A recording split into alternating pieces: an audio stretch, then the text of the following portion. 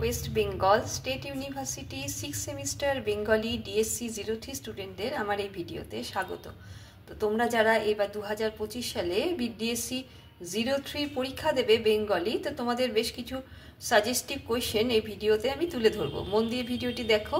Unit 1-এ তোমাদের রয়েছে বাংলা প্রবন্ধ নিবন্ধের পরিচয় ও প্রকারভেদ। এর আন্ডারে যে কোয়েশ্চেনগুলো তোমরা করবে, প্রবন্ধ সাহিত্যের সংজ্ঞা, বস্তুনিষ্ঠ ও আত্মনিষ্ঠ বা ব্যক্তিগত প্রবন্ধের বৈশিষ্ট্য উল্লেখ করে একটি বস্তুনিষ্ঠ প্রবন্ধের পরিচয়। অনেক সময় কিন্তু এখানে বস্তুনিষ্ঠ ও ব্যক্তিনিষ্ঠ, যেটাকে আত্মনিষ্ঠও বলা হচ্ছে, তো এদের মধ্যে একটা পার্থক্য কিন্তু 5 মার্কসের কোয়েশ্চেনে তুলে দেয়। 2 নম্বরে পড়বে রম্য রচনার বৈশিষ্ট্য বা কোন গুণে রম্য রচনা রমণীয় হয়ে ওঠে।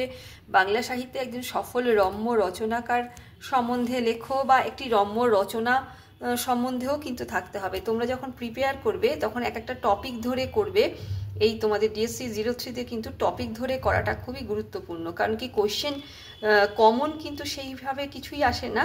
তো টপিকের আন্ডারে যে কোনো পার্ট 10 মার্কসের জন্য বলো কিংবা 5 মার্কসের জন্য বলো তুলে দিতে পারে। তো তোমরা যখন করবে এদের আন্ডারে টপিকগুলো ধরে ধরে করবে, তাহলে আমার মনে হয় 5 বলো বা 10 বলো, কোনো কোয়েশ্চেনই তোমাদের পেতে অসুবিধা হবে না।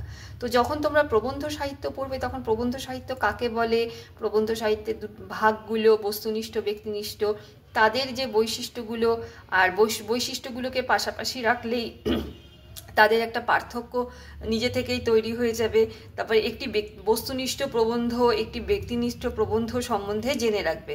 তারপর রম্য রচনাটা নিয়ে করবে। রম্য রচনা যখন করবে, রম্য রচনা কাকে বলে, এর বৈশিষ্ট্য, রম্য রচনা কোন, ওই বৈশিষ্ট্য আসলেই, বৈশিষ্ট্য যদি আসে তো সেটাও কিন্তু ঘুরিয়ে অথবা করে আসতে পারে যে রম্য রচনার কোন গুণে রমণীয় হয়ে ওঠে। একই ব্যাপার, এটা কিন্তু ওই বৈশিষ্ট্যই ঘুরিয়ে এসেছে ভাববে। বৈশিষ্ট্যটা পড়া থাকলেই কিন্তু এটাও, এই পাঠটাও লিখতে পারবে যে কোন গুণে রম্য রচনা রমণীয় হয়ে ওঠে। তারপরে বাংলা সাহিত্যে একজন সফল রম্য রচনাকার সম্বন্ধে আরেকটা সফল রম্য রচনা সম্বন্ধেও জেনে রাখবে।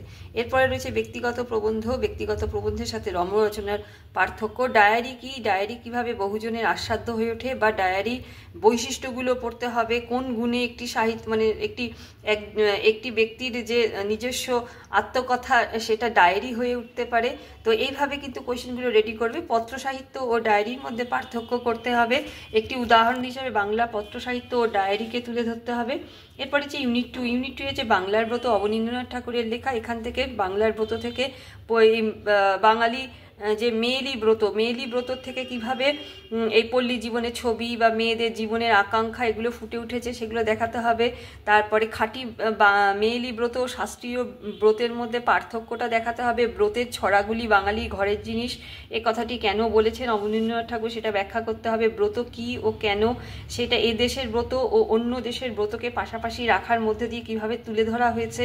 অন্য ব্রত কি, অন্য ব্রত সম্বন্ধে আর্যদের মতামত, ব্রত কথার প্রয়োজনীয়তা কি, অথবা হিন্দু ধর্মের সুলভ সংস্করণ বলা হয়েছে কেন এই ব্রতগুলোকে, বা চিনির ঢেলার আকারে কুইনাইন পিল কেন বলা হয়েছে, এগুলো কিন্তু সব পড়তে হবে। আর এই তোমাদের এই ডিএসসি 03 পার্টটা কিন্তু বেশ কঠিন কোয়েশ্চেন, যে কোনোভাবে ঘুরিয়ে আসতে পারে। কাজে যখন পড়বে একটু ডিটেলে পড়বে।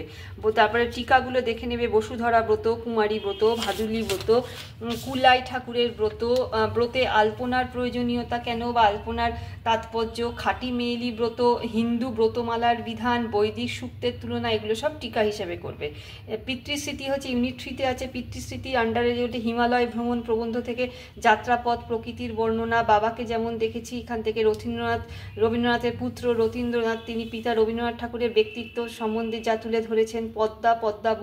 পদ্মাবট সম্বন্ধে, বাবা জমিদারি কাজ দেখতে ভালোবাসতেন, এখান থেকে পিতা জমিদারি কাজের বিবরণ। জগদীশচন্দ্র বসু, স্বদেশী আন্দোলন, লন্ডনে থাকাকালীন রবীন্দ্রনাথের